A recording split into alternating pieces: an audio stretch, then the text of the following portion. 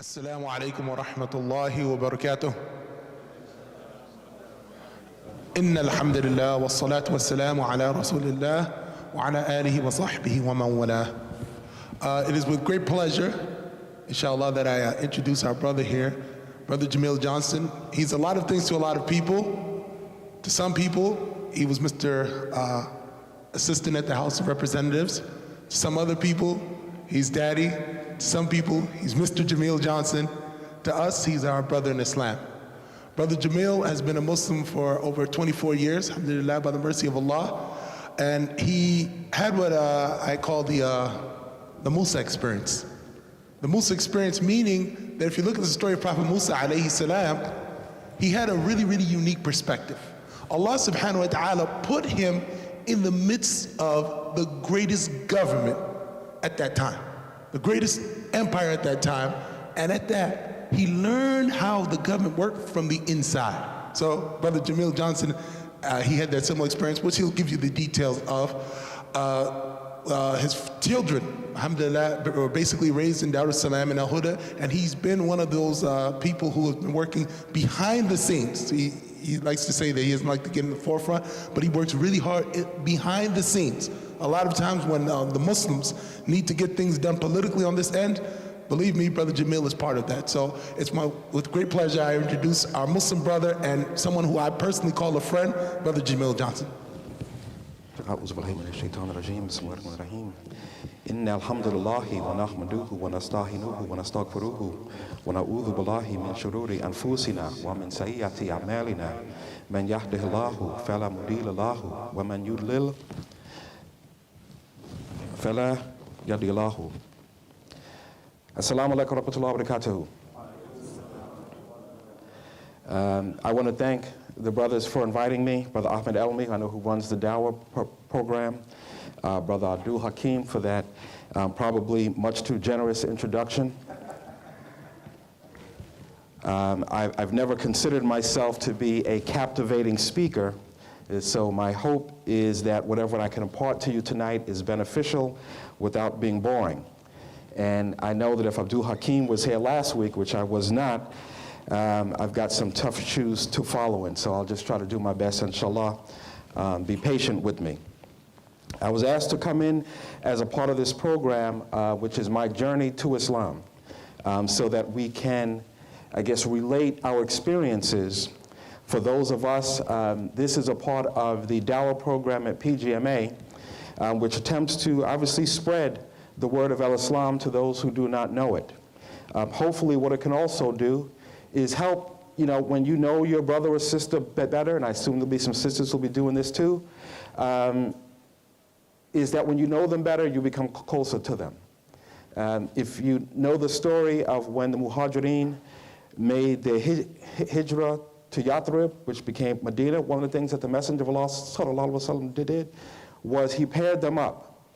Because even though we say the believers are brothers one to another, it's not the same if you don't know the person.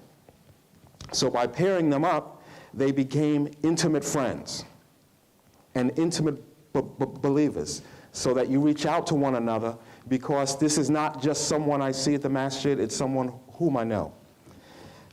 So what's my story? Well, I was raised, as many African Americans in this country, I was raised in a Christian household. I was born in the Bronx, and we grew up, and I'll never forget the name, Trinity Baptist Church in the Bronx on 220, I'm going to forget, in the Bronx. Pastor Lloyd, that's how well I remember it, because my family was, fairly avid churchgoers. And I don't just mean my immediate family, like, my mother and father and sisters and so on and so forth, but we lived very close to, particularly my mother's family. So it wasn't just us, it was, my Aunt Louise and my Aunt Arlene and my Aunt Toots and Uncle Willie. We all lived we could all walk to each other's houses from that point. So we were very much part of the large church family. And we did, all the usual things. We went to church, we did the Sunday school, summer camp was at the church. We even had, at one point, even though my sisters and I just did it because we wanted to get out of school, We noticed that a lot of the Catholic kids used to have a thing where a bus would pick them up on Wednesdays and take them over to the church for religious education. So we asked if we could get that done, and so we ended up going over to our church for the same thing. But the reality is, it was really because it was a good excuse to get out of school. We're envious of the Catholic kids who were leaving school in the middle of the day, and we wanted to do the same thing. But through that, I developed always a belief in God. And when you're young, it's very interesting. When you're young, they teach you to believe in God, one God. You don't really get so much into the Trinity when you're very young. So that was always my understanding. One God, Jesus, his son, so on and so forth. What's interesting, I think the first thing that, in which Allah began to open my eyes took place actually on my 13th birthday. It was, now how old I am, if any of you, I guess I have to say when it was, because some of you aren't old enough to remember.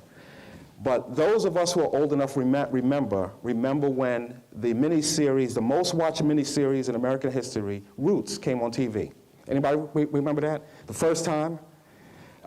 See, a lot of people are not raising their hands, so they don't remember that. So I have to say it was 1977. All right, okay. And the very first episode, I remember the whole thing, very well. We watched it every single day. Matter of fact, when it came on again in 2007, its 30th anniversary, I made sure my kids watched it every single day. And the first episode struck me the most because, you watch him and his family, raised in West Africa. He grows up to become a man and so on and so forth, and then he's captured by the slave traders. And when he gets on the ship, he begins to pray. And what does he say? He says, "Oh Allah the Magnificent, Allah the Merciful." And there were other scenes later on in the miniseries, like when they were having a dance and Kunta Kinte was in the bar and they went to find where Kunta Kinte was. I think Fiddler went to find where he was. And when he came in, he was in the bar making salat. And it always just made me think as a young person, I said, well, in my family, we can trace at least my mother's side back to my great-grandfather in Virginia to 1865. Now, what happened in 1865? The Civil War ended. So those are like the first records that we have. My great-grandparents on my mother's side were Virginia slaves. And so when I looked at that, it just always made me think, well, at least some of the people brought over here at that time were Muslims. But as you know, during with the slave trade, you couldn't practice your religion, you couldn't speak your language, everything had to be, they wanted you to be raised as a slave. So everything that was from before had to be erased. So it always just made me think. I said, if this had not happened, was my family Muslim before they were brought over here? And had this not been the situation, would we still be Muslim? Now, I never even considered, at the time that I would become Muslim. It was like, Christianity is the right religion, I know it's right, and so on and so forth. But it just always stuck in the back of my head. When I was in high school, and some of you may remember this organization, the Ansar Allah community. Now, the Ansar Allah community, and this is where the term, I think, so-called Muslim comes into effect. We had this thing, a couple of weeks ago with the homosexuals say shouldn't just call them so-called Muslims. But as we found out more about this community, it's accurate. But they were big in New York, particularly in Bushwick, Brooklyn. That was like, anytime I thought of Bushwick, Brooklyn, I thought of the Ansar Allah community. And they were big givers of dawah. They were on the trains. They had, the stands with the oils, the incense, and so on and so forth. They would give out the books and so on and so forth. So me and my friends would get a couple of books, take a look at them, and most of them, because they were targeted toward the Afro-American community, focused on comparative religion. A lot of the same stuff that Ahmed Dededah used to do. You got his pamphlets. Jesus and the Quran, those kind of things. And we used to read them, take a look, say interesting, facts, but it never, in high school, my mind was on a lot of other things. Some halal, some haram. But that wasn't really a big issue back then. But in high school and in college, I took Old Testament classes. Old Testament is literature, and Old Testament history in college. And the interesting point of it was that, besides making me read the Bible more, was that it began to make the Bible a bit more, and the history a bit more realistic, as opposed to, you know, sometimes when you read religious books and you hear about the prophets of the past and so on and so forth, it almost doesn't sound like real life. You know, it sounds like Star Wars or Lord of the Rings or something to that effect. But reading it in that way kind of made it more realistic, you know, what people would be going through. And it made me the understanding a little bit more of the monotheism that was preached at that, you know, the monotheism that's in the Old Testament. And so when I came home, and I was still, at that time, I was still, you know, my mother was like, you know, I hope when you go to college, you're going to find a church home and so on and so forth. And I always felt, look, I'm going to be a good Christian one day. But right now I'm in my 20s, I'm in college, you know, I got other things on my mind. But one day. And, you know, if I'd known better at the time, I would have said, inshallah. But one thing it always made me think of was the fact that I said, you know what? I've been reading a little bit about Islam. You know, I even did a paper on comparative religions at that time. And I said, you know what? At this point, I'm not going to necessarily call myself Christian or anything else. I'm just going to ask God to guide me to that whichever is right. We used to have a saying, and the saying was, there's only one truth. And I said, you know what? God, whatever that truth is, guide me to it. But this is still kind of a feeling of, you know, it's hard to let go of your roots. So this is still kind of a feeling of, well, I know one day I'll end up in the church. So when I came home from college, I developed that mentality of, okay, you're home from college now, you're supposed to get a job, get married, you know, it's time to start becoming a man. Playtime is over. So both myself and two of my friends that I'd grown up with actually started reading the Bible more, started reading the New Testament. Plus, I was used to having doing so much work and so much reading in college that when I left college, I kind of missed it. So I just started reading a lot. You know, I read The Color Purple.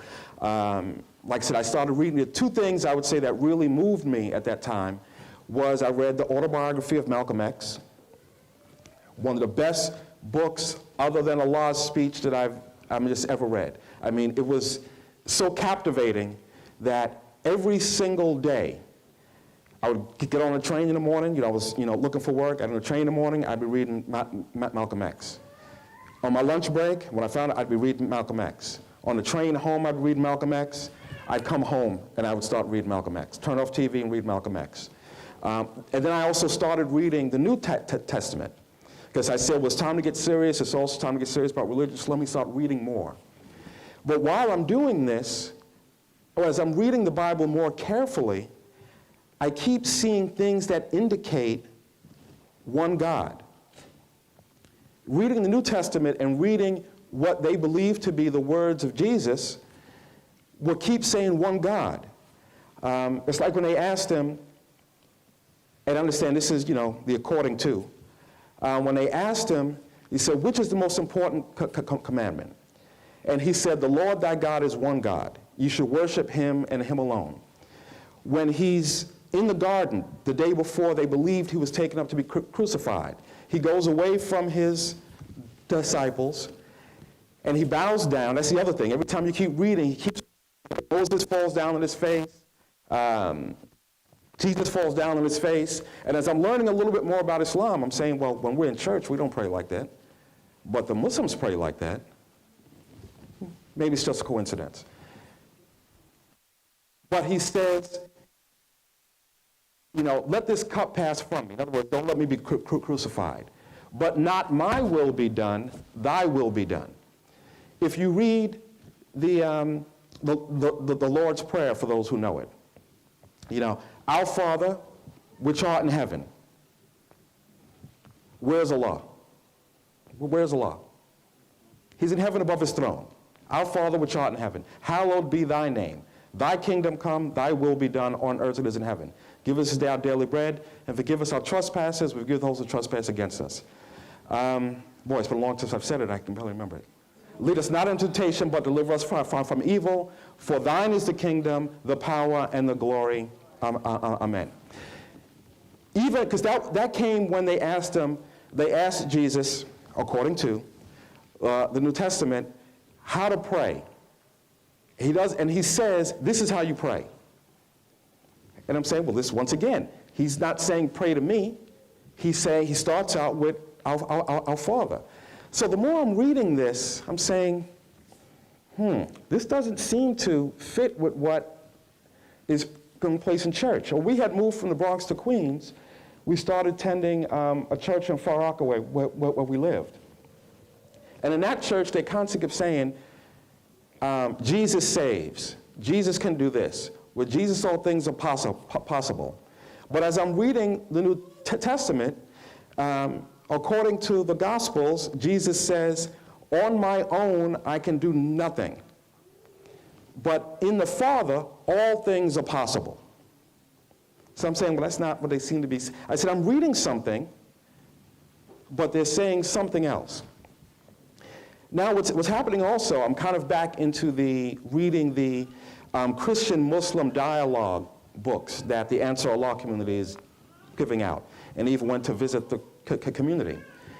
The benefit of it is that it's really making me look at what the Bible says versus what the Quran says versus what's preached in the church. And I'm saying, as I look at the lives of the prophets, even based on what the Bible is saying, it doesn't lead to what I'm being taught in church.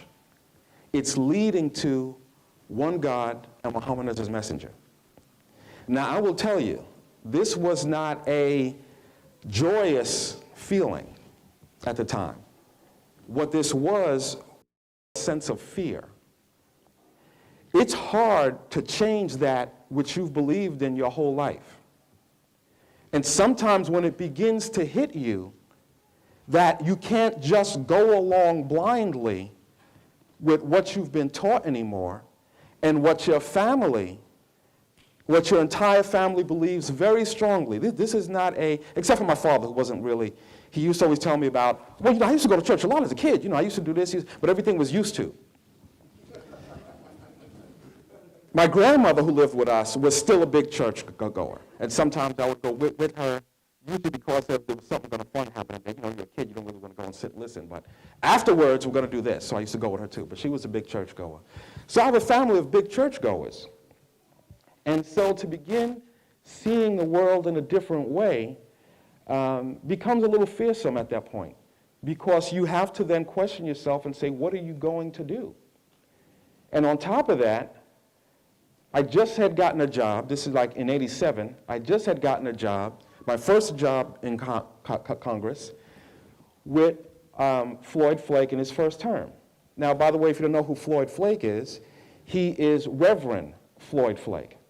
And he runs the biggest church in Southeast Queens, down the street from where his congressional office was. So I'm also finding myself in my search for faith. I'm actually going to church more while I'm doing this. As I'm trying to develop my spirituality, I'm going to church more.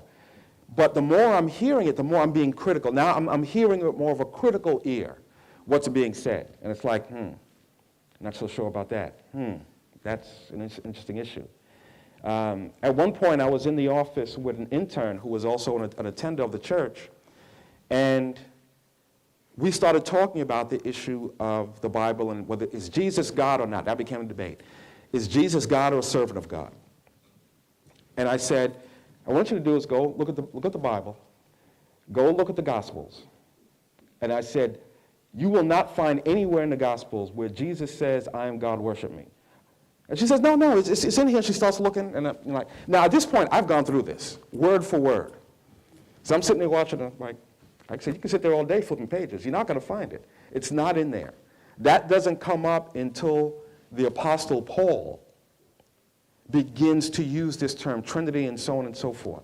And I said, if you want to take a look at Paul says, who was actually a persecutor, once again, according to, even Christian theologists and Christian historians are very clear that the Bible is what we would call da'if. It's a weak hadith. But if you look at what it says about Paul, it says Paul was basically a persecutor of the early Christians. But then he says that on the road to Damascus, I believe it was, that he had a vision of Jesus on the road. And Jesus told him to preach and so on and so forth, and that's how he became Paul the Apostle, yada, yada, yada. But the interesting thing, if you actually read Paul's, his description of what happened, it factually changes 3 times. One time he says that I fell off my horse and everyone else in the party remained mounted. The next time he says, we all fell off our horses. In one of the descriptions he says, we all saw the vision, but I only heard the voice. The next time he says, I only heard the voice. The next time he says, we all heard the voice, but I only saw the vision. So I'm like, you guys are relying on this guy to tell you that Jesus is, God in the flesh and so on and so forth, and yet the story that's in here can't even get straight. Now, if this is God's word, the way we say the Quran is God's word, there's not going to be these type of clear contradictions. And as I'm starting to, read more, understand the Quran a little bit better, even though I hadn't really read the Quran hardly at all before I took Shahada, it was really just the issue of Tawheed, Tawheed, Tawheed, Tawheed. Allah used the Bible more to lead me toward Islam than the Quran. I didn't get my first Quran until after I took Shahada. But one thing that I found interesting was that if you look at the story of the birth of Isa in the Quran, and if you look at the story of the birth of Isa, not in the 4 Gospels, but in the book of Revelations, they're much more similar. And even the book of Revelations now, how do we get revelation? Revelation comes from Allah to the angel Jameel to the prophet, right? Basically, we can go into detail, but that's basically how it happens. If you look at the 4 Gospels, there are all kinds of reasons why the book was written. Luke says, all these people were talking about this. I think I have a better understanding of what happened than they did. So King so-and-so, whoever it was, I'm writing to you to tell you how it went. There's no indication of revelation there. But in the book of Revelations, it says, this is the book of Jesus Christ given to him by his Father through the angel, right? So if you look at Revelations, it comes much more in line with what the Quran teaches us. So bottom line, I'm kind of headed toward this journey. I'm kind of, what am I going to do here? And at one point, the thing that became the scariest was when we were reading something and it said how, Jesus was not crucified. He did not die on the cross. I'm like, what? No, come on. I can go along with the Muhammad thing. I can go along with the one God. I can get rid of the Trinity and so on and so forth. But you're going to tell me our Lord Jesus Christ didn't die on the cross for our sins? I'm like, I don't know if I can do this. I don't know if I can go here. This is completely contradictory to everything I believed my entire life. And so it's almost like heart pounding. It really becomes scary. It reminds me of The Matrix, when Neo finds out he's been living in a dream the whole time. Are you going to accept, this is the truth, there's no going back. He takes take the red pill or the blue pill? And he said, if you take the blue pill, there's no going back. So at this point, I've begun to take the blue pill. But I'm not sure what to do and when to do it. But the most difficult time comes is that I get a call one day, one early morning, I'm headed to work, and I get a call and they say, your father's in the hospital. He's complaining of heart pains. So I tell my mother, we go to the hospital and see him, he's all tubed up and so on and so forth. Looks like he's going to be in the hospital for weeks. But then, toward the end of the week, we go see him. He gets better and better really quickly. And so Monday morning, we're supposed to go pick him up. And just as we're waking up, we get a call from the hospital. My mother yells downstairs, and she says, your father, she said, pick up the phone, your father's dead. And I pick up the phone, and the doctor says he just had a massive heart attack and he died. So at this point, you know, my sisters are all older than I am, so they're all gone and married and they live out elsewhere. So it's just myself, my mother, and my grandmother. And by the way, this is my grandmother's son. And so, you know, I'm doing my best to console my mother. And, you know, at first you have that mentality of, this isn't happening. This didn't just happen. This is, I'm going to wake up, and it's going to be something different. But you kind of know, you know, this is not the Matrix. This is real. And so I'm just thinking to myself, you know, this is a test. Everybody, or, you know, I don't know that much about Islam, but I've heard this part about being tested. And I said, this is a test. This happens to people. Now, what are you going to do? And so at one point, I go by the funeral home, and I just go see, you know, my dad, and I think to myself, you know what? Life ends very quickly. It's, you know, you're not going to be able to play around. And I say to myself, I'm going to accept Islam. I'm not going to fool around anymore. I'm going to accept Islam. And interestingly enough, in my mind,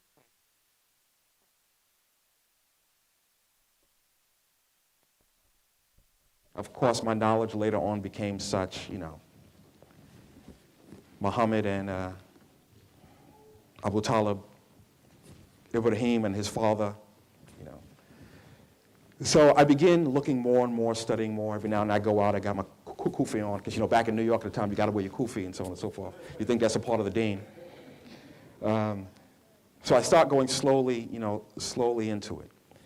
And then a friend of mine, alhamdulillah, Allah's most merciful, because sometimes you can't take a journey on your own. Sometimes you need people to journey with you if you're going to have the courage to go there. And if you remember before, and I mentioned, you know, two of my best friends growing up, we're studying Islam together. And one of the brothers, I've known since I was like 11 years old. And it was interesting because when we met, we're living in Rockaway, Queens now, for those of you who know New York. And the first day he came by my house. Did I lose something? Did I lose something? We're living, you know, we're in an elementary school. And the first day we start talking, it's like, well, where did you live? I said, oh, we just moved out here from the Bronx. He says, oh, my family just moved out here from the Bronx 2 months before your family did. Like, where did you live? I said, we live in Eden Wall houses. We lived in Eden Wall houses right across the street. So that immediately, you know, we developed a bond because, did you remember so-and-so? You remember this? You know, yeah, I knew him and so on and so forth. So we developed kind of a very close bond early on, and to the point where, you know, we're like family. I never had a brother. I have 3 older sisters, but this is a brother who I've considered my brother all growing up. And then another one, and I'm still close to these brothers today. Every time I go to New York, I say I'm coming, and, you know, we try to hang out, whatever the case may be. So we're studying together, and unfortunately, one of the brothers ends up in a situation that takes him away from us for 1.5 to 2 years. But, you know, we're staying in touch. We're going to visit him, and so on and so forth. And he took Shahada while he was upstate. And so Ramadan is coming. Now, at this point, I don't even know what Ramadan is. I haven't taken Shahada yet. I don't even know what Ramadan is. But this is in the time period, this is 1988. So this is the time period Ramadan is coming from April to May. So, you know, my brother tells me about it. And I said, well, I'm going to try that. You know, I said, that sounds rough, you know, no food, no drink, and so on and so forth. But I'm going to try it. I'm going to try it. So now at first, you know, Allah forgives you for that which you don't know. I'm fasting from sunrise till Isha. So I'm a little late, but I'm going till Isha. And I got to tell you, that first day, I was like, no way, I can't do this. You know, I mean, I'm dying of starvation. I'm thirsty, like, I mean, you know, I'm still at my mother's house at this point in time. You know, as soon as it gets dark, about 1.5 hours after we were supposed to break fast, as soon as it gets dark, I run upstairs. She's still cooking, but I'm eating like everything in the house until I'm almost ready to pass out. I say, how can I do this for another 29 days? But alhamdulillah, I do it. You know, I keep doing it, and I keep saying I'm doing this for Allah. I'm going to become Muslim, so I'm doing it, and so on and so forth. And I make it the whole time, alhamdulillah. Now, a couple of weeks later, my brother has said that he is that he went down to Brooklyn because he knew a brother that he worked on the job who was Muslim, who took him to the masjid, and he took a shahada, so he's Muslim now. I said, well, all right, I said, I know I'm going to do this. My mind's already made up. I'm just kind of nervous about taking that last step. I'm procrastinating, I'm putting it off. So one day he says, young man, I got to run down to Masjid al-Taqwa because I'm having an issue with my job and getting Friday off so I can attend Jumu'ah. So Abdul Malik, I know a lot of you probably know Abdul Malik from Brooklyn. He's a brother who has done the Jumu'ahs at Capitol Hill the past couple of years. Abdul Malik at that time was the assistant imam at Masjid al-Taqwa in Brooklyn. And so he says, why don't you take a run down with me? So we go down. When we get down there, Abdul Malik is not there. So there's a restaurant next door. So we go into the restaurant. It's a halal restaurant. You know, a number of brothers are there. You know, so we kind of start talking. I start talking to his brother Abdul Kareem, and you know, good brothers. You know, and they're kind of welcoming us and so on and so forth. Now, if you know where Masjid al-Taqwa is, you know, it's Bed-Stuy or Brooklyn, so it's kind of a rough neighborhood. A number of brothers there have been through some issues before accepting Islam. And interesting, they're kind of telling jokes, but all the jokes end in some Arabic word that we don't know what it is, you know, but they're cracking up laughing. So we start laughing, I don't know what it is. But interesting enough, every joke, you know, like I said, this is Bed-Stuy, Brooklyn, so at the end of every joke, you know, some kafir ends up dying, you know, so this was, I'm like, Islam is rough, boy. Look at this. But then we're getting ready to leave, but the adhan is called for Asr. And the brother Abdul Kareem said, well, Aki, you know, this is, man, very important prayer. You can't miss Asr. You got to come miss. I haven't taken Shahada yet, but it's like, yeah, come on, man. You got to make Asr. So we go to make Asr. You know, he teaches me how to make wudu, gets me in line. And, you know, I stand in line, and then the brother keeps pulling on me to come closer. I'm like, how close do I need to get, you know? So, you know, we get in line, we accept Islam. Imam, just before time, Imam Siraj comes in, and he leads the salah. And then afterwards, Abdul Karim comes in and says, Brother Imam, this brother here, you know, he's ready to accept Islam. You need to come. So he says, well, Aki, come on up front. So I come up front, he asks me, what do you know about Islam? So I tell him, I said, well, I don't know that much, but what I do know is that there is no God, one God, but Allah subhanahu wa ta'ala. I know Muhammad is his messenger. I know that Musa and Jesus and all the others were the messengers of God and not son. He said, well, Aki, you already know, you know, the base of Islam. So, you know, he gives him Shahada. You know, he says, repeat after me, and you know the rest of the story. And that's my first day being a Muslim. The interesting part of it is at first, as soon as you become a Muslim, you know, everybody wants to tell you something. So, by the way, my name when I was born is James William Johnson. But as soon as one of the brothers comes up to me, he says, Aki, what's your name? I said, James. He says, Jameel, that's what I'm gonna call you, Jameel. All right, you know, back then everybody's changing their names at the time, so well, whatever, you know. So now my brother is with me, so now he's calling me Jameel all the time. And the first thing, well, you know, back in the day, since the 80s, right? Now, can you imagine Run DMC and them and how they're dressed and all the gold down, you know. So it's like, Waki, you know, Muslim men don't wear no gold. I'm like, oh man, come on, man. Got me, man. I just got this, man, from the jammy, man. The sisters was loving it, you know. By the way, I can't have no girlfriends in Islam. We don't have. How come nobody told me this stuff before Shahada? No girlfriends. I just started, you know. All right, you know. And one thing he mentioned to me, he said, you know, he said, Aki, one thing I want to tell you. He said that people are who they are after they enter Islam than they were before Islam. He said, if you know brothers who, when you said, let's say you say you want to, you know, we need to get the masjid painted.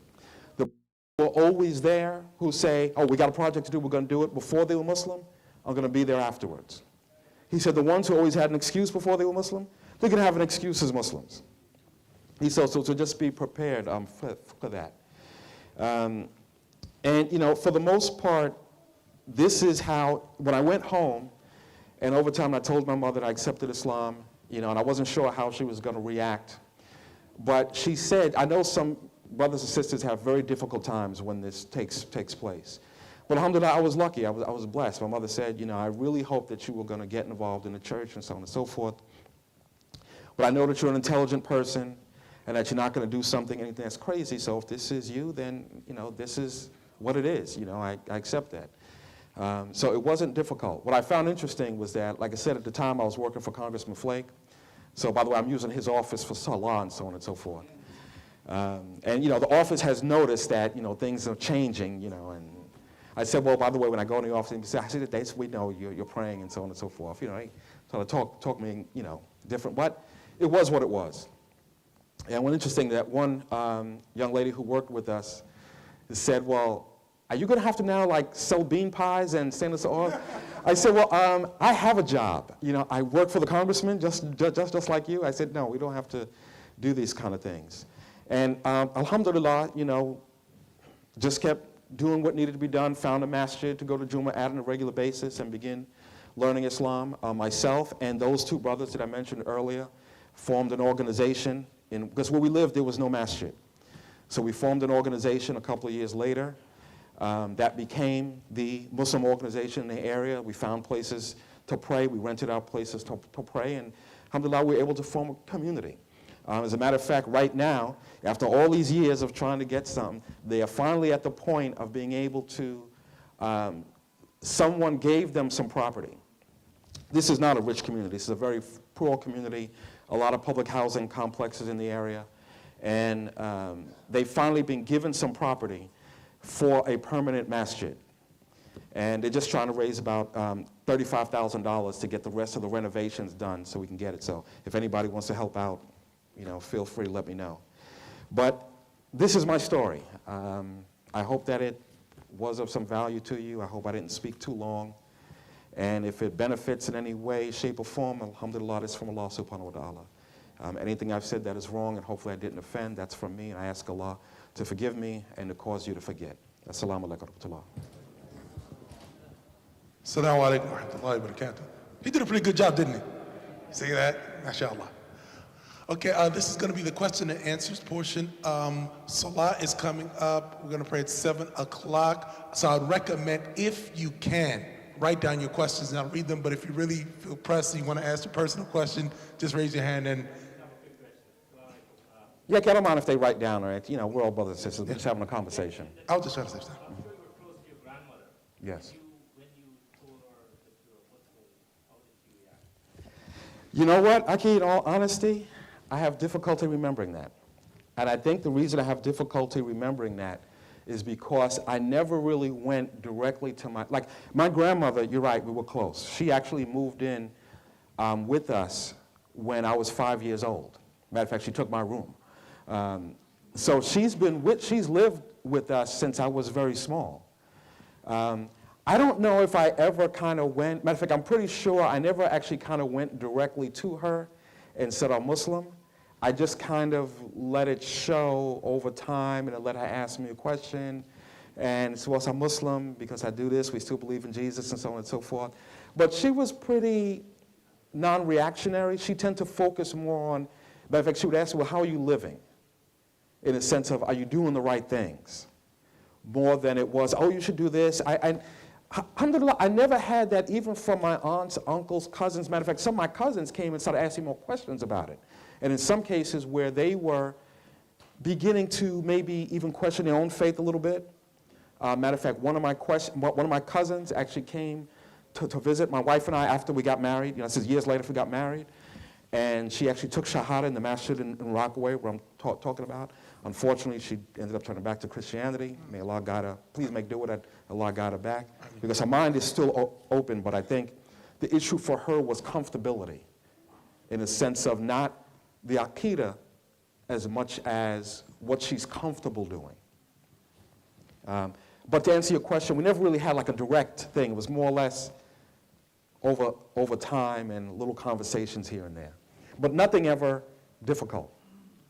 I have a question. Yes, I can. How did the senator react? I never worked for a senator. Oh, I'm sorry, the congressman, sorry. Congressman Flake was actually, I wasn't working for Greg at that time.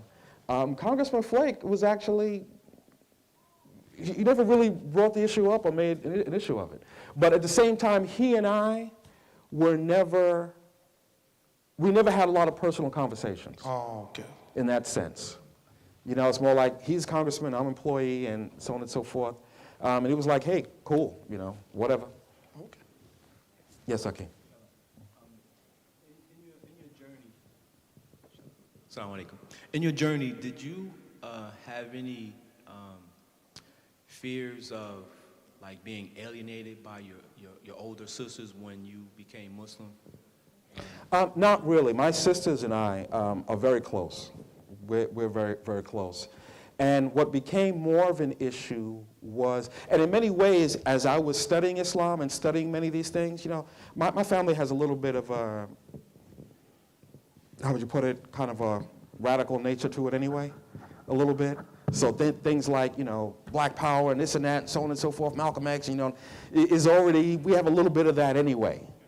So to say, well, I'm looking at Islam, if anything, what it made them do to some degree was at least take a look. You know, take a look at the literature, take a look at this, ask questions and so on and so forth. I'm still making do it at some point, somebody takes a step further. But it was already a little bit of that rebellious nature was there. You know, one of my older sisters finally stopped putting up Christmas trees, you know. So it was never an issue of that. And like I said, we've kind of talked all along, even as I was going through it, so it wasn't like something sudden. Sisters, don't forget if you have questions, let me know or send your papers forward. Don't be shy, inshallah. We haven't forgotten. Assalamu alaikum. How was your feeling when you go first time to Hajj because you don't know that the situation there? But when I first made Hajj, is that what you're saying? The first time, yes. The first Oh, time. well, my first and only time. I mean, I've made Umrah twice, but I only made Hajj once. And that was actually just, what year is this, 2012? That was 7 years ago when I first made Hajj. Interestingly enough, I've traveled a lot. In my previous job, I used to travel a lot, including to the Muslim world. I used to wonder, and I'm going to get to your answer to your question, I used to wonder, how come the Muslims weren't stronger in the world? You know, I mean, do we really have to be on the level of Sahaba to be successful as Muslims? Especially we have this oil wealth, we have this, we have that, all these countries, how come we're not more powerful in the world? And then I went over to the Muslim world and I said, now I see. And so, you know, I had already kind of gotten out of my mindset that every country I was going to go to was going to be on point when it got to Islam. And I had taken a couple of classes, one with, who taught the class? I think Safi and Muhammad, the brother from Canada, from Dar es Salaam. Muhammad al-Sharif. I already taken classes with them on the Hajj. The first time I thought I was going to be going and didn't go. And then I took a class here with Sheikh Motaz when I knew I was going to be going. So I was a little more alerted to some of the things that to expect. I was alerted to expect to be patient, very patient, more than you normally would be, to expect that you're going to see a lot of jahiliyyah when you go over there in regards to even what the rituals are and what people are doing, to the fact that there are a lot of different cultures and things like that. So what may be the norm to you isn't necessarily going to be the norm to everybody, so be prepared and be relaxed and stay focused on what you're there for. But I would say the two most interesting things, one, I mean, to see the Kaaba for the first time is always, you know, it's a bit stunning. I think the only thing that I ever saw that ever made me have similar was just a month before, and I'd gone to Egypt and I saw the pyramids for the first time. But to see the Kaaba, to see Allah's house, you know, up close and personal for the first time, especially if you go upstairs to the third floor at night, because we got there late, so we made Umrah, and then we went upstairs to the third level of the building, and the brother said, come on over here, one of our brothers from Egypt, who was kind of leading our group. He was kind of like our interpreter between us and the Saudis. He said, Key, it's your first time, come on over here to the wall. And I went and I looked down at night with the light shining on it, and it's a stunning sight. It's really a stunning sight. You know, and it looks so beautiful as people are moving in unison, even though you know if you're down there in the middle of it, all hell's breaking loose. But it's just a beautiful thing to watch. And it just made me realize we're 8 in a room. And like I said, I've traveled a lot, but I've traveled a lot with congressional delegations. So I'm used to staying in certain places in certain ways. When I do that, and here we're 8 brothers in a room, you know, we got to keep calling every day for toilet paper. But when we were going to, before we went to Muzdalif, when we were going to Arafat, we were on a bus, and I remember seeing an old African woman walking up the hill as the bus is passing her. And I mean, she is literally, you know, this is her lower body, her upper body's like this. She's bent over completely on a cane, trying to make it up the hill to Arafat. And when I saw that, I said, there's nothing for me to complain about. I see people who have come to make Hajj, like we talk about people having all kinds of accommodations at Hajj, but when you see people who have come to make Hajj, and they have no accommodations, and it's not just the men, but they have their wives with them, and they have their children with them, and they're staying, here's our spot in the street, we're staying in a tent. It makes you feel like, you know, I can't be more blessed. I have a place to stay. I have people who are feeding me every day, you know, in a restaurant. What do I have to complain about? But it was just a development of patience that was great. And I'll just ask you a question in a second, but also, you know, for the sisters, the one part of the story I didn't tell was that I actually met my wife before I took Shahada. And we started seeing each other a little bit, but then I accepted Islam, and then I learned what I mentioned to you before, you know, none of this girlfriend stuff. So the issue became, what are you going to do? And so I told her, I said, well, you know, we can't function in this way, but I don't want to force you to do something you don't want to do. I want to marry a Muslim woman. And I know that marriage is hard enough as it is. It's going to be harder if there's 2 different religions, so I'm not doing that. I want to marry a Muslim woman. I said, but you have to decide this for yourself. So if you want to accept Islam, then we can talk about getting married. But if not, that's up to you, and, you know, whatever. So she used to go to programs and functions and so on and so forth. And then it came to a particular point where she said, you know what? I'm going to accept Islam. And I think at one of the functions we were having out there in Queens, one of the other moms from Brooklyn gave us shahada, and we got married a few months later. And it's not always easy, you know, in the beginning, because one thing, you're coming from one way of life, and you're learning a new way of life. And, you know, for the sisters, see, my wife used to remind me of this all the time. I was fortunate, like I said, because sometimes you need somebody to take that journey with you.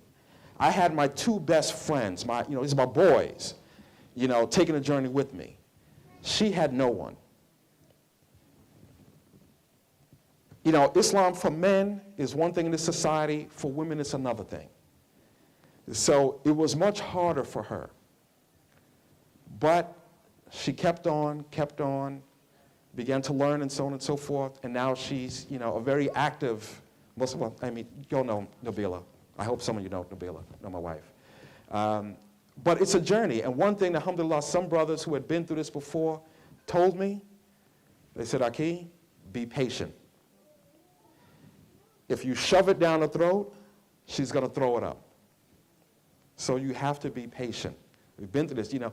Always learn from people who have been there before you. I'm not the first brother to go through this. The others have gone through this. And then I sometimes met other brothers who were, you know, I met this sister, as in a woman, you know, she's not Muslim, we're thinking about getting married and so on and so forth. I would never tell them, don't marry them, but I would say, brother, let me give you some thoughts before you go through this. Because what might seem acceptable to you now, you know, you're in love with this woman and so on and so forth, and you think, we're cool, and everything's all right, and we'll be all right, and she's going to do this. And what's cool, what's okay to you now isn't going to be okay to you. If you're serious about your deen, but she's not Muslim, what seems acceptable to you now in behavior isn't going to be acceptable in 3 years. At that point, her acting in certain ways and behaving in certain ways might not bother you now, because all you know is that you believe. But as the Messenger said, a man has not yet entered your heart. So in 3 years, when you've grown like this and she's still out here, it's not going to be okay. And a couple of the brothers who I had counseled on that, who went and did it anyway, by the way, those marriages are over. One case in a year, another case in 2-3 years was like, I'm already fed up. I already can't deal with it. But if you've married a woman who has accepted Islam, you understand we all grow at our own pace. The same thing, I have to say the same thing, I guess, for women who've married, who, of course, the women aren't supposed to marry and accept Muslim men, but maybe your iman is stronger than his iman. But you have to try to work together to build up. We have to be patient with each other. And alhamdulillah, there were times when it was like, I'm sure for both of us, for her and I, it was like, you know. But we were friends, and we liked each other, we loved each other. And alhamdulillah, we've grown, and we've raised our children in the Muslim community. Aki, you had a Assalamu alaikum, Aki. Bismillah ar-Rahman ar-Rahim. I was wondering if you could enlighten us about your experience learning Arabic and the Quran. How did you transition from English trying to learn Arabic and so forth? Transition? Well, this whole discussion has been in English, right? Aki, you know, one thing I would recommend for any new Muslim is, and you don't know, you can't know that what you don't know. So as I began to get my deen, and I found a group, and I began to learn Quranic recitation, and for all those people who taught me back then, who tried to teach me back then, may Allah bless them tremendously. But a lot of them didn't know but so much. So I'm learning my first Quranic recitation through transliteration. And the words I'm picking up very quickly. I'm picking them up within, 15 minutes to a half an hour, because I was blessed with a good memory. But the problem is, my recitation is terrible, because the person who's teaching me's recitation isn't but so good, who doesn't know Arabic. But he's given what he has. So we're trying. And the person who's teaching me Arabic, how to, read Arabic and read the Quran, his knowledge of reading isn't but so good. But that was what was available to me at the time. So what happened is, yeah, I'm learning what they're teaching me, but what they're teaching me has its limitations. Thank you. It has its limitations. And so what's happening now is that I'm constantly relearning and redoing. So I take classes here. I take the Rook class here, so I can learn. I never learned most of the tajweed early on. My pronunciation of the Arabic, the Quran, even just the sounds of letters early on was pretty bad. And one brother in the masjid kept trying to talk to us about pronouncing things properly. And I'm like, well, okay, I'm doing my best. That's not a big deal. Until I learned later on that it is important to recite the Quran properly. So I'm in a stage much later on in my years where now I've learned something, but now I'm relearning it now so I can be better. But alhamdulillah, I was able to put my children into the schools at a young age. And when I went back to New York, and when I took my oldest son, who's 17 now, when I took him back to New York, to where like some of the brothers had taught me, back then when he was a little boy, but he was in preschool here, and I forgot the sister's name who was running the preschool, but one of the teachers at that time from Egypt.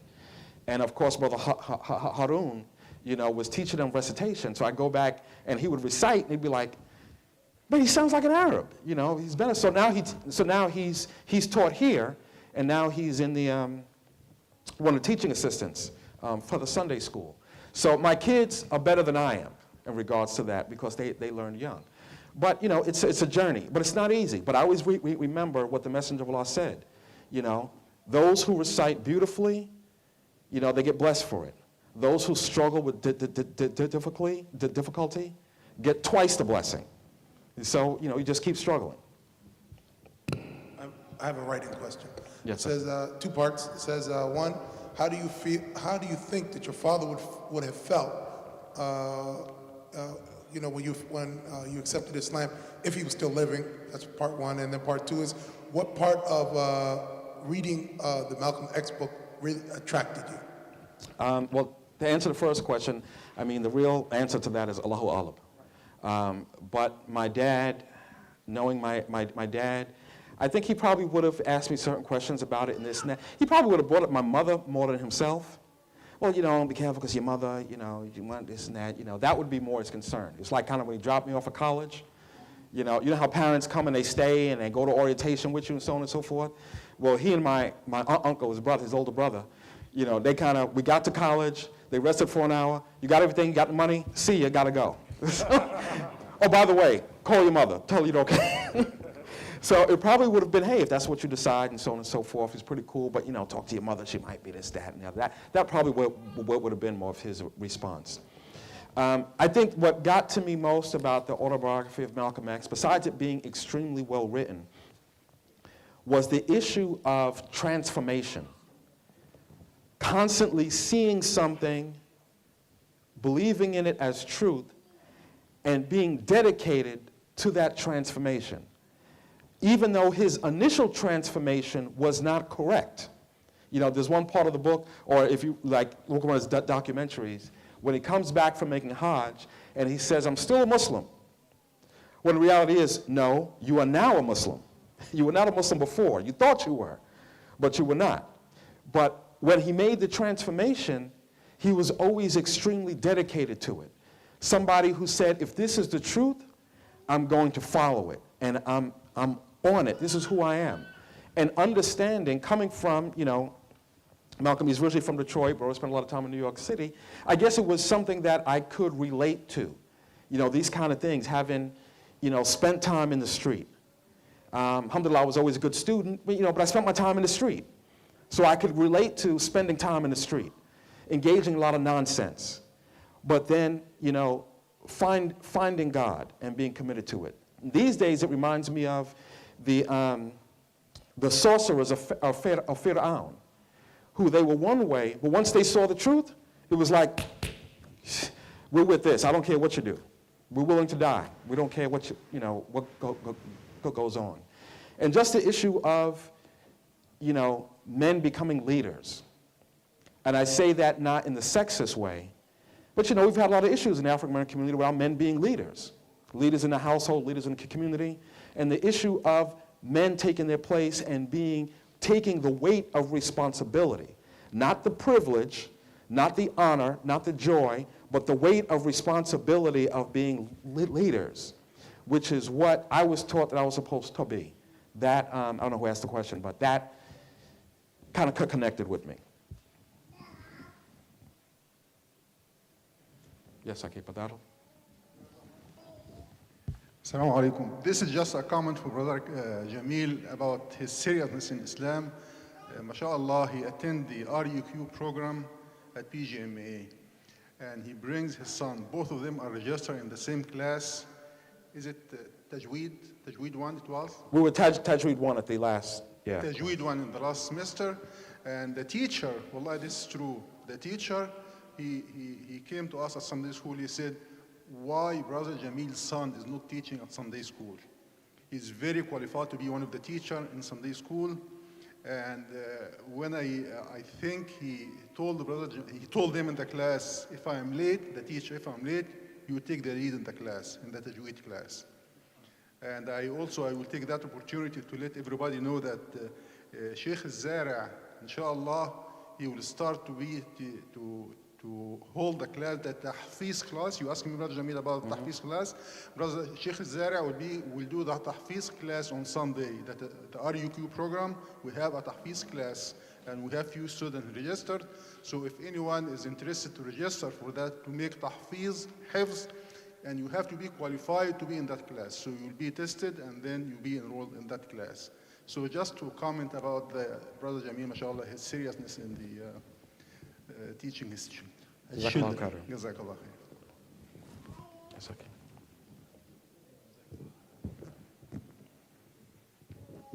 Assalamu alaikum. After you become a Muslim, have you been able to win over anybody from, member of your family, extended family? I mean, what I mean is able to convert somebody to become a Muslim. Oh, I'm sorry. I just want to make clear. You're asking, was I able to give dawah to members of my family where they would accept Islam? Yes. As I mentioned, one of my cousins did accept Islam. She came by the house to see me and my wife on a Jumu'ah. This is when I was in New York. And she was living in Virginia at that time, but she was up visiting. And she decided she wanted to come to Jumu'ah with us. And she'd been asking me questions, and I'd been sending her literature. And my wife and I would always go down and visit her in Virginia every year. And so she came by that day, and she took Shahada.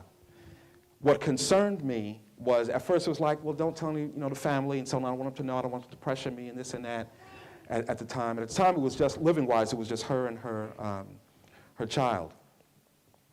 But after a while, I began to become concerned because it was still I haven't told anybody yet, which indicated to me you're not growing enough strong in your faith that you want to do this.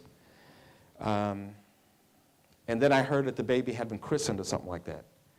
And I was like, and what I tried to do at the time was, I think we had moved shortly after that here to Maryland, so we're in Columbia. And she was looking to possibly be closer to family because she felt kind of alone. So I said, well, why don't you try to, because she was working for the post office, I said, why don't you try to transfer to Columbia? And I did that because I wanted her to be close to us and be part of a community and have my wife right there, to have a sister that she could relate to. But that never happened, and she met somebody else, and he was supposedly Muslim.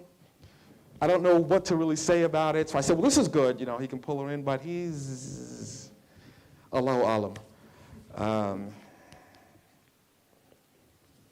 You go to the house, there's a photo of Elijah Muhammad, I think, on the wall somewhere. So this is what you're dealing with. So next thing I know, she comes by to visit us, and she's got a cross on her neck, and I bring her husband over here, and I say, what's happening with my cousin? She's got this cross, well, this, that, and the other, and so on and so forth, and this is where it is. No one else accepted Islam. People have talked to me about it. Sometimes, I have to tell you, it's a difficult feeling, because sometimes you hear about someone who's accepted Islam, and then their mother accepted Islam, and then their sister accepted Islam, and then their cousin accepted Islam, and the first thing that you think about is, it's got to be me. I'm not doing things right. I'm not giving the dawah right. Something is wrong with the way I'm giving dawah, because I know other people, they take Shahada, and 3 and 4 and 5 members of their family take Shahada, and that's not happening for me. So what am I doing wrong? But then, I remember also that, it's the hearts are in Allah's hands. And he's not going to make somebody Muslim because I want them to be. If Abu Talib didn't become a Muslim, who's better to give dawah?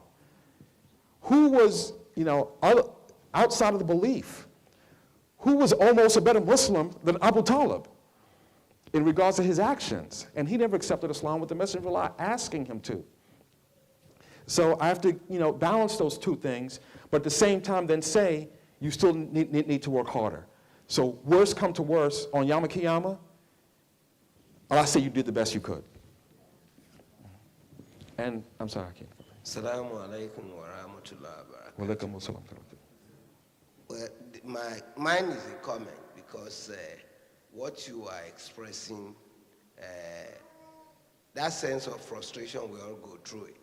But the challenge that you have brought here this evening is, for some of us who are born into Islam, I have seen what I would describe some level of spiritual arrogance, because the effort you made to study Arabic, to study Quran, a lot of us have not done that. So if you think you've not done enough of that, what I'm taking from this lecture today is that I have to join you in that class, because I know my pronunciation is terrible too. So what I'm saying in effect is, for us, most of us who are new African Americans, the new immigrants, when you talked about the way you met your wife, sometimes you find it frustrating that those who are even born into Islam, Muslim names from the onset, go into college and end up marrying non-Muslims under the excuse of what I call, quote and unquote, stupid jihad. Stupid jihad? Yes, because when they bring these women in, what do you get? Those kids don't know whether they want to be Christians or Muslims. And you find it all over. So what you have done tonight, don't feel frustrated. You're going to get some other members in your class. Jazakallah khairan. I have a writing question. Yes, I can. Said, how did 911 strengthen your deen, and also how did others react to you after 911? Interestingly enough, I've actually been asked that question even on the Hill. At 9/11, I was already working in Congress down here, and the first thing that came to mind, I said, is it's kind of like it's going to be on now, the question was first, is this going to be an attack as part of a series of attacks? That was actually my biggest concern. Because if that starts to happen, you think they rounded up people after 9/11, you let there be a series of attacks. And I remember particularly that night, when I came home, it was time for Isha. And I think I lived here at that point for about 2 months. We'd moved in June, and this was September. So I came for Isha, and when I started to leave, my wife was like, "Where are you going?" I said, "I'm going to Isha." "You going to the masjid now after what happened?" I said, "Look, now is not the time to be afraid. I mean, fear Allah. This is, what are we going to do? These are the times that we're tested." So I came for Isha, and I remember the big American flag, for those brothers who were here, they had on the fence. I'm not sure what that was about, but I was like, brothers, give me a break here. But I guess, brothers were doing, may Allah be pleased with them, brothers were doing whatever they felt was best. And the funny thing, though, what happened that night was that when I left here after Isha, and I was going back to my house, a cop car passed me. And, I didn't think anything of it. Cop car passed you, so what? So then I pull in front of my house, I pull up, and then the cop car is back. Matter of fact, 2 cop cars passed, and the cop car is back after I pass by and I pull in my driveway, and then 2 cop cars, as I'm getting stuff out the car, come up and pull in front of my house. I'm like, so what's my first thought? Are they coming to get a brother? They know something about me, and they're running down the brother. And when they stop, like I said, where I'm from, when the cops stop in front of your house, they're coming for you. But interestingly enough, they stop and park in front of my house, and they walk down the street for a domestic disturbance. I was wondering, what y'all down there in front of my house for? You could park right down there. But when I went to work, and if some of you probably know Brother Anu, the attorney, he was working in my office at the time. And so we're kind of looking at this situation, and it's like, all right, well, what we're going to do, and I'm talking to the congressman. And in that first day back, not everybody was there. So it was just a few of us in the office with the congressman. And he says, some of the things, just to let you know some of the congressmen I used to work for, his father and mother used to be members of the Nation of Islam. So even though they eventually all went back to Christianity, so that kind of made him, hey, Muslims, no problem, no biggie. So we used to do things like, have a round table on Sharia compliant finance, because he was on the banking committee and those kind of things we're trying to move forward with.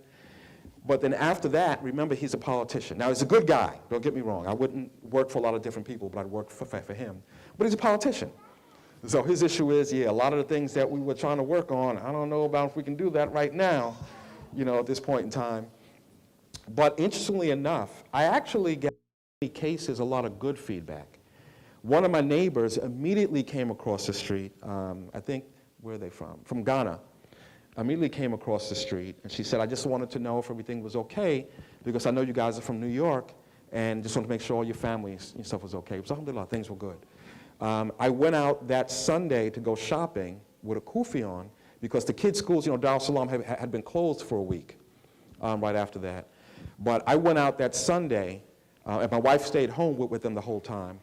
But I said, before I let her and them go back to work, I'm going out, Muslim down, because I want to see what the atmosphere is.